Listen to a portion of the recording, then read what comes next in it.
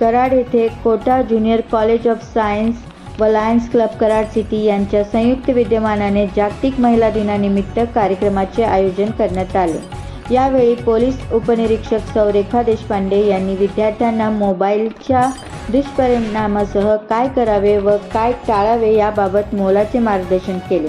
तसेच यावेळी deputy constable सौ पुष्पा चव्हाण उपस्थित होत्या। सौ मंजिरी खुसपे यांच्या मार्गदर्शनाखाली कार्यक्रम पार पडला। यावेळी महिला शिक्षकांचा सन्मान करण्यात आला। पालकवर्गही उपस्थित होता। द न्यूज भारत 24 संपादिका विद्या मोरे, कराड।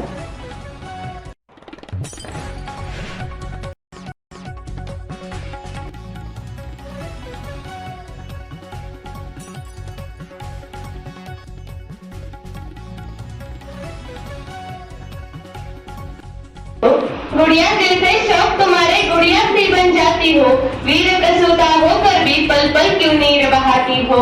अरे शक्ति स्वरूपा हो तुम तो जगदम्बा की अवतारी हो, शक्ति स्वरूपा हो तुम तो जगदम्बा की अवतारी हो। क्या दुर्योधन क्या दुशासन तुम स्वयं काल पर भारी हो, क्या दुर्योधन क्या दुशासन तुम स्वयं काल पर भारी हो।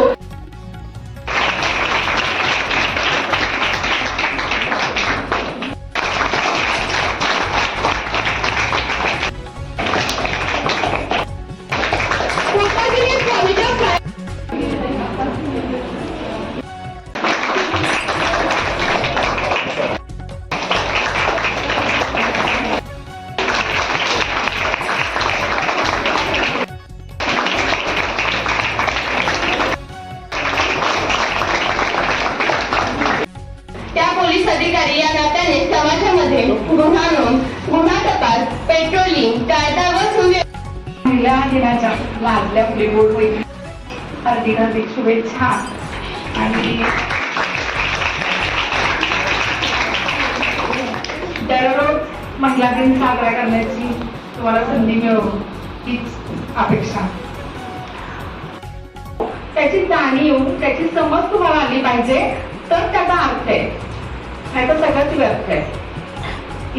पालकांचे पण जी समाजातनं सुद्धा आम्हाला ती जाणीव सतत केली जायची की तुम्ही वयात आलात पण वयात आल्याची जबाबदारी तुमची काय आहे। म्हणजे आपली हिंदू संस्कृती आहे ती ही जे मूल जन्माला आल्यापासून ते आपण मृत्यू होतो तोपर्यंतचे वेगवेगळे मला वाटते 16 संस्कार आहेत आपल्या ह्याच्यात। तर ते 16 संस्कार करण्याला सुद्धा एक अर्थ आहे आणि त्या क्षणी प्रत्येक संस्कार हा आपल्याला जबाबदारीची जाणीव करून देतो। आता तुमच्या ह्याच्यात वयात येण्याचं प्रमाण खूप अलीकडे आलेलं आहे, म्हणजे 3री 4 आणि त्या धोक्याची जाणीव जे वयात तुम्ही येता त्यावेळी तुम्ही जबाबदारीत कसं वागलं पाहिजे। तर तुम्हाला फक्त त्या 4 दिवसात तुम्ही काय तो टॉम क्रूज वगैरे काय करणार नाही माहिती, बरोबर ते माहिती असते।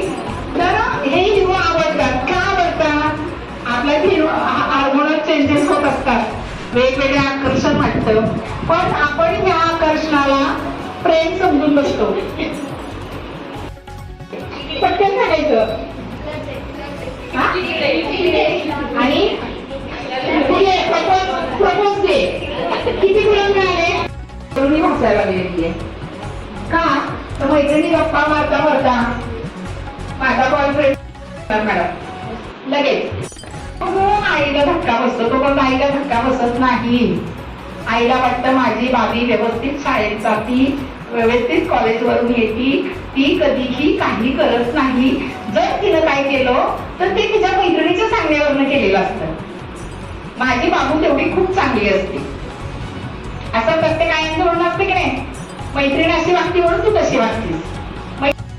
चांगलं शिक्षण घ्यायचं, आधी स्वतःच्या पायावर उभं राहायचं आणि मग जो तुम्हाला एखादा कोण आवडला तेव्हा तुमची मॅच्युरिटी असती, तेव्हा तुम्हाला एखादा प्रेमात पडला तो त्या लायकीचा असला तर आपल्या लायकीचा। आपली लायकी दुसऱ्यांनी नाही ठरवायची, आपली लायकी आपण ठरवायची असते। दुसऱ्यांनी कुणीतरी तुम्हाला छान दिसतेच म्हणलं म्हणून तुम्ही छान दिसत नाही। आपल्याला आपला आत्मविश्वास पाहिजे। आरशाच्या समोर उभं राहिलं तर मी किती छान दिसते, मी किती सुंदर आहे आणि माझं कॅरेक्टर किती छान आहे ते आपल्याला कळलं पाहिजे। मुलांना जन्माला घातलंय म्हटल्यानंतर ते एक सुजाण नागरिक झाले पाहिजेत.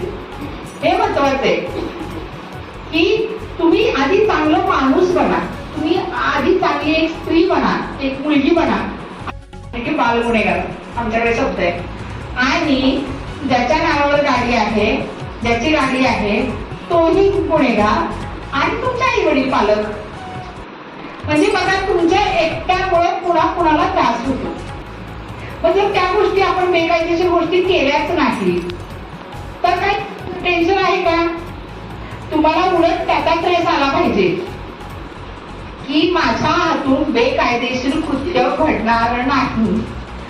मी माझ्या आई वडिलांना किंवा माझ्या पालकांना कमीपणा येईल असं कृत्य करणार नाही. पाठवले नंतर मोठी रक्कम मागितली आणि ते पाठवले बादशाला, तर त्यानं ते पाठवलेच नाही.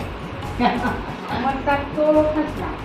हा ट्रेस आलाय, आत्महत्या करावीशी वाटते का करावीशी वाटते तर मला एखादी गोष्ट मिळत नाही. दुसरी गरिबीविषयी काही जणांना लाज वाटते. यांची परिस्थिती खूप छान आहे, ही लाईफ लाईव्ह आहे आणि आम्ही असं आहे, आम्हाला हे मिळत नाही ते मिळत नाही, पैशात नाही का ड्रेस मिळतो, मागेल ती गोष्ट लगेच मिळत नाही. हे सगळं चुकीचं आहे. माझी विनंती आहे तुम्हाला की एकतर गोष्टी चुकीच्या गोष्टीला नाही म्हणायला शिका. हेल्पलाईन नंबर जे सांगितलेले तुम्हाला 1091 असते, 112 एक आहे, डायल 112 आहे.